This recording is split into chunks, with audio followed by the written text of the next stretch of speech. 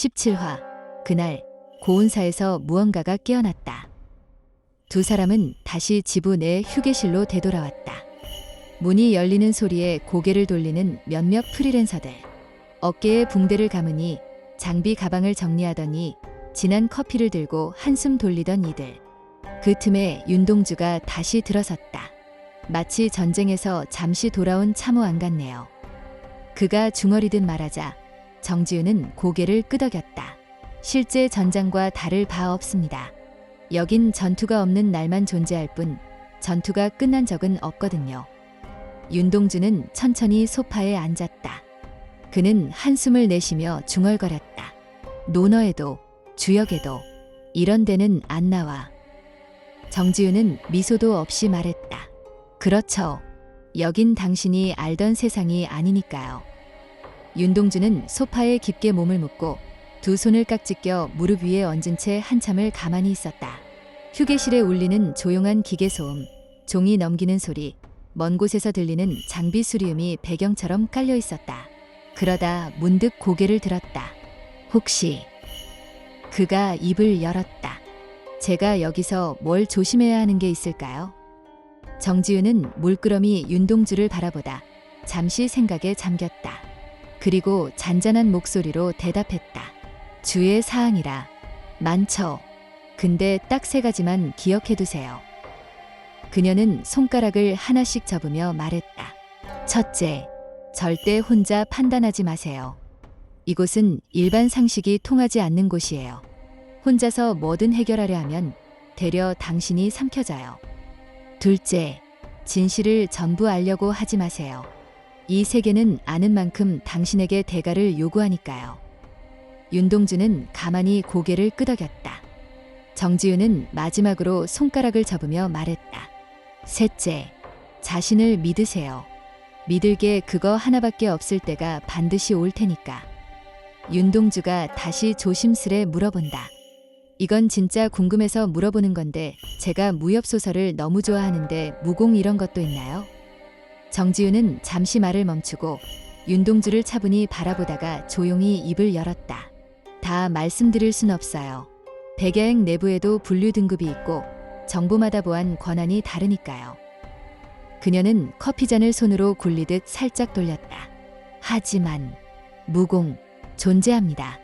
마법도 존재합니다. 다만 우리가 아는 그 말의 껍데기만으로는 설명할 수 없는 것들이죠. 체계는 존재하고 원리도 있어요. 윤동주는 놀란 얼굴로 그녀를 바라봤다. 정지우는 작게 숨을 쉬고 말을 이었다.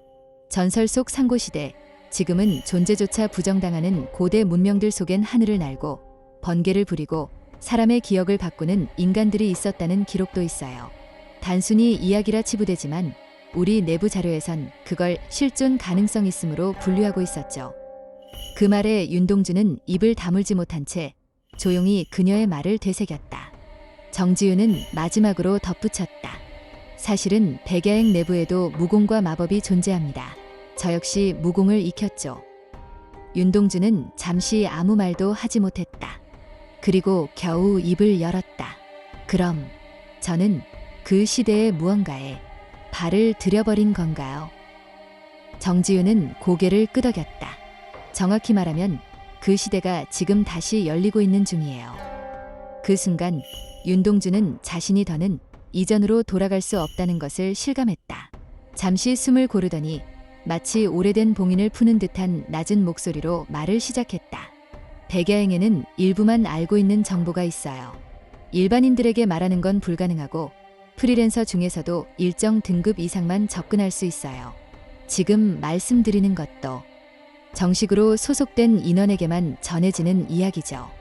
윤동주 씨는 이제 문 앞에 서 있는 분이니까 알려드릴게요. 그녀는 책상 위에 종이컵을 천천히 밀어놓고 손가락으로 허공에 108이라는 숫자를 그렸다. 이 숫자 들어보셨죠? 무협이든 설화든 왜 그런지는 모르지만 늘 상징처럼 따라붙는 숫자예요. 그런데 그게 괜히 그런 게 아닙니다. 윤동주는 고개를 살짝 기울였다. 상고시대, 지금과는 개념도 존재도 전혀 달랐던 시절. 그때 인간은 3가지 방식으로 이 세계에 맞섰습니다. 정지윤은 손가락을 하나씩 접으며 조용히 말했다. 첫째는 108개의 신비. 이건 법칙 그 자체예요. 시간, 기억, 감지, 존재, 심리. 단어로는 설명하기 힘든 초개념 체계죠. 단 하나만 다뤄도 세계의 룰을 바꿀 수 있어요. 그래서 하나씩만 계승됩니다. 단 한 사람만. 지금도 보유자는 몇 안 되지만 세계 곳곳에 존재하고 있어요. 둘째는 108개의 무기. 형태는 칼, 창, 총, 활, 심지어 그림자나 피리 같은 것까지 다양하지만 공통점이 하나 있어요. 전부 자아를 지니고 있다는 겁니다. 일부는 말을 하고 일부는 감정처럼 움직이고 어떤 무기는 소유자를 선택해요. 그리고 이 무기들이 가진 힘은 보통 존재를 넘어섭니다. 살을 베는 게 아니라 운명을 자르는 식이죠.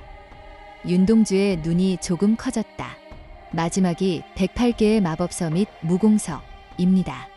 이건 특정한 전승자만이 익힐 수 있는 단 한 사람을 위한 무공이나 마법입니다. 어느 날 갑자기 전생의 인연처럼 하나가 깨어나고 세상 어딘가에 그 계승자가 존재한다는 거죠. 이것도 역시 복제 불가, 재현 불가. 오직 단 한 사람만. 그녀는 잠시 눈을 감았다가 다시 떴다. 이 세 가지는 세계를 바꿀 수 있는 힘입니다. 실제로 과거 전쟁의 흐름이 바뀌기도 했고 세력이 사라진 적도 있습니다. 지금은 대부분 봉인되었거나 유실되었지만 최근 들어 이상 현상이 많아졌죠. 깨어나는 신비, 무기, 전승. 그중 하나가 고운사 쪽에서 반응한 겁니다. 윤동주는 더 이상 말이 나오지 않았다. 그저 가만히 무거운 공기를 삼키듯 고개만 끄덕였다. 정지윤은 마무리하듯 말했다. 이건 전설이 아닙니다. 진실입니다. 그리고 지금 그 중심으로 당신이 한 발자국 들어왔어요. 이제는 뒤돌아가기도 어렵습니다. 그녀의 눈빛은 흔들림 없이 단단했다. 윤동주의 손끝은 어느새 자신도 모르게 테이블 아래로 살짝 움켜쥐고 있었다. 고운사라는 이름이 정지윤의 입에서 흘러나온 순간 윤동주의 시야가 잠시 흔들렸다. 그 이름은 마치 뇌를 곧장 쿡 찌르는 침처럼 가슴 깊은 곳의 기억을 불쑥 끌어올렸다. 불길, 재, 어머니의 이름을 부르며 뛰어다니던 순간, 그리고 그 창고 안에서 눈앞에 펼쳐졌던 설명할 수 없는 형상. 너는 나를 깨웠다. 어디서 들려온 건지도 모를 그 목소리. 윤동주는 조용히 숨을 들이쉬었다. 그러나 심장이 너무 커다란 소리를 냈다. 귓가에서 쿵쿵 울리는 소리에 정지윤이 말하던 소리가 일순 멀어지는 것 같았다. 그는 자기도 모르게 손등으로 이마를 훔쳤다. 죄송합니다. 고운사 얘기 조금 놀랐습니다. 정지윤은 그를 빤히 바라보다가 고개를 끄덕였다. 괜찮습니다. 충분히 그럴 수 있죠. 윤동주는 컵을 들어 미지근해진 커피를 한 모금 마셨다. 쓴맛이 목을 타고 내려갔다. 심장을 달래기에는 너무 연약한 쓴맛이었다. 그는 애써 평정을 찾으며 물었다. 혹시 고운사에서 뭔가 실제로 벌어진 건가요? 정지윤은 잠시 침묵했다가 말했다. 공식적으로는 산불. 우리는 그 뒤에 숨은 오래된 것들의 기척을 감지했죠. 윤동주는 고개를 천천히 끄덕였다. 입술은 말이 없었지만 그 눈빛은 이미 많은 말을 품고 있었다. 그곳에서 무언가가 깨어났다. 그는 더 이상 부정하지 않았다. 자신이 그날 본 것은 이상한 꿈이 아니라 현실이었다는 것을. 윤동주는 고개를 숙여 식은 커피잔을 만지작거렸다. 고운사 이야기만 나오면 심장이 뛰고 머릿속이 멍해졌다. 그러나 그는 입을 꾹 다물었다. 자세한 이야기는 나중에 말씀드릴게요. 정지윤은 그를 잠시 바라보다가 그 말에 더 묻지 않았다. 네, 지금은 그걸로도 충분합니다. 그녀는 조용히 잔을 정리하고 말했다. 윤동주는 잠시 머뭇거리다 조심스럽게 물었다. 그럼 저 같은 사람도 무공 같은 걸 배울 수 있습니까? 정지윤은 웃지도 놀라지도 않았다. 대신 차분하게 대답했다. 가능은 합니다. 하지만 무공이든 장비든 전부 아주 고가에 거래되고 있어요. 대부분은 시장이나 암시장 또는 경매장에서 오갑니다. 특히 전승 가능성이 있는 무공이나 유물은 가격이 천문학적이죠. 그럼 무료로 주는 건 없습니까? 정지윤은 고개를 가로저었다. 초기 소속 프리랜서에게는 일회성으로 간단한 장비 하나 정도는 지급합니다. 그 이상을 원하면 본인이 직접 획득하거나 구매하거나 빼앗아야 합니다. 빼앗는다고요? 세력 간 충돌이 있는 곳에서는 그런 일도 일어납니다. 무공 하나에 수십 명이 목숨을 걸고 싸우는 경우도 드물지 않습니다. 윤동주는 숨을 들이쉬며 고개를 끄덕였다. 현실감이 없는데 또 너무 현실적이네요. 정지윤은 고개를 살짝 끄덕이며 대꾸했다. 그게 우리가 사는 세상입니다. 겉보기엔 평범해 보여도 그 이면은 늘 전쟁 중입니다. 윤동주는 자리에서 일어나며 조용히 말했다. 정지윤 씨, 마지막으로 하나만 더 물어볼게요. 혹시 일 그만두고 의뢰만 받고도 살아갈 수 있을까요? 아니, 잘 살 수 있습니까? 정지윤은 윤동주의 말을 듣고 잠시 웃었다. 그 웃음은 피곤하면서도 현실을 꿰뚫는 오래된 대답 같았다. 일단 사는 것부터 생각하세요. 그게 제일 먼저니까요. 그녀는 조용히 고개를 끄덕이며 말을 이었다. 이 일, 유래만 받아서 살아가는 사람들 많습니다. 하지만 잘 사는 사람은 정말 소수입니다. 정지윤은 손끝으로 탁자 가장자리를 천천히 문지르며 덧붙였다. 대부분은 하루하루 먹고 살기 바쁩니다. 수입은 들쭉날쭉하고 목숨은 매번 걸려 있고 어떤 날은 보상보다 병원비가 더 나가기도 합니다.